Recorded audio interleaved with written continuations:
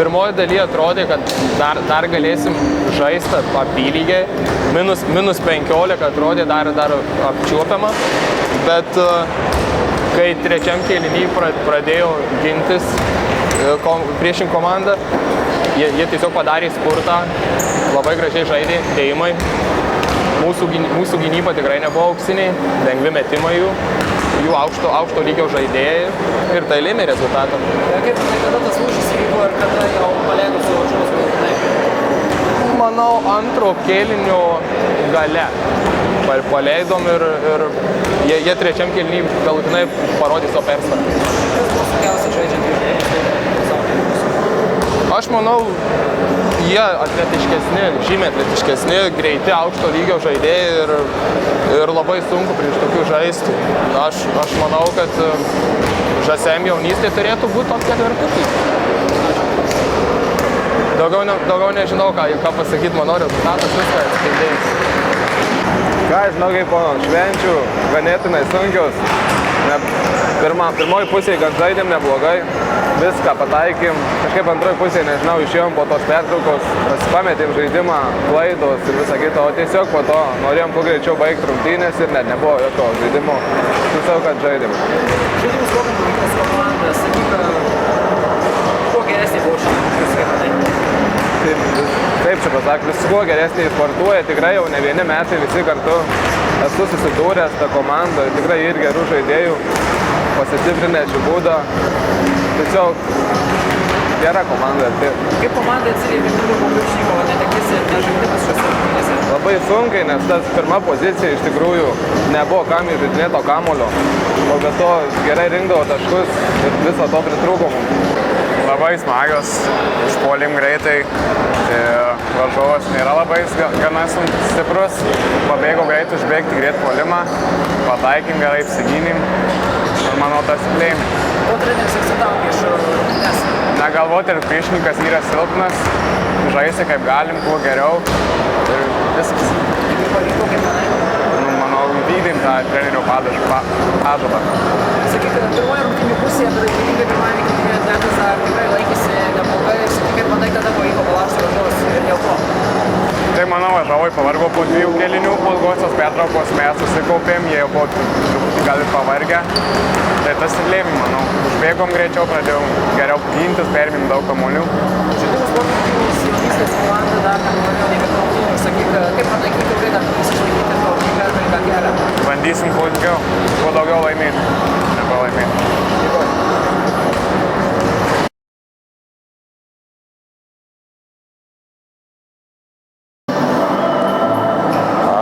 Drąsis tai yra tiesiog mano draugai, bendraminčiai, kurie sugalvojo pasižaisti.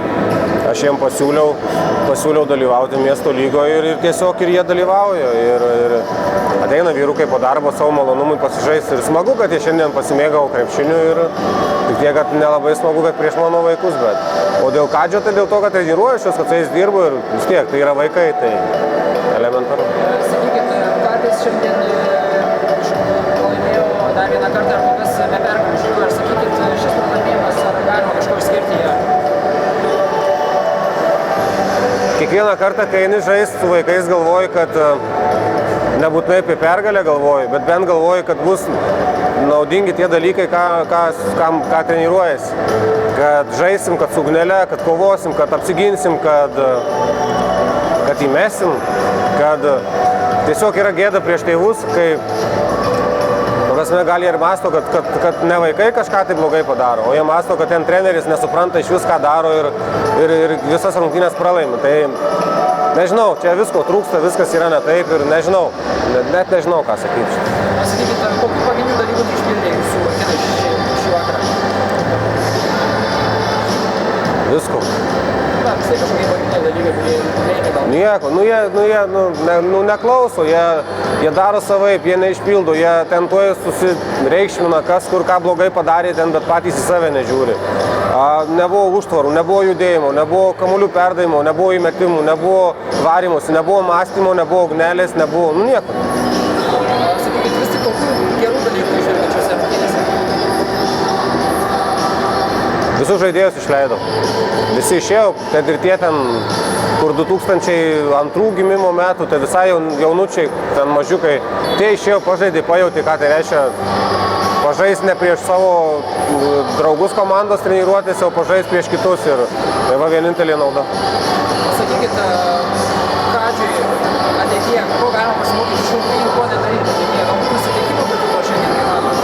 Aš manau, vienas iš tų pagrindinių dalykų, kad aš sakiau, išeikit, žaiskit, mėgaukitės krepšiniu ir tada, kad ir pralaimėtus rungtynės bus netokios skaudžios, o dabar tiesiog tai yra tik pyktis, tarpusavį susipykimas ir tai yra naudos jokios, tai manau, nežinau, jeigu jie toliau juoksis, tai taip reiškia ir nieko nepasieksim, o jeigu susimastys iš tokių rungtynių kažką, tai manau, gal bus naudos, nežinia.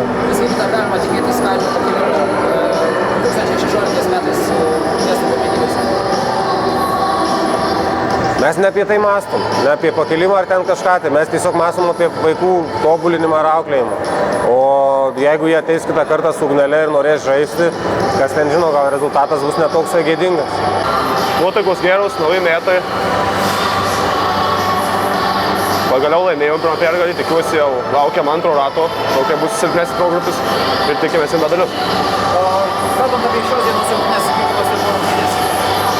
Silpnesni, žinoma, jie yra jaunesni, fizinė jėga, daug silpnesni. Mes tiesiog laimėjom po lenta viską.